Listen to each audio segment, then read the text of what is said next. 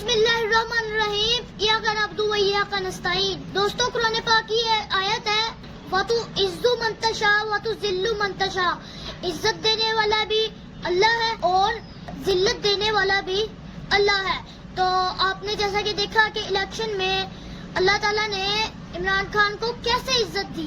دوستو ہمارے پاکستان میں کچھ ایسے لوگ ہیں جو عمران خان کو برا بھلا کہتے ہیں، تو آج میں عمران خان کے کوئی اچھے کام آپ کو بتاؤں گا۔ نمبر 1، عمران خان نے اقوام متحدہ میں کھڑے ہو کر کہا کہ غیر مسلم کوئی سا بھی شخص ہمارے نبی کی شان میں گستاخی کرتا ہے تو ہمارے دلوں کو تکلیف ہوتی ہے۔ نمبر 2، عمران خان نے پاکستان کے بچوں کے مستقبل کے لیے سوچا اور نئی یونیورسٹیاں بنائی۔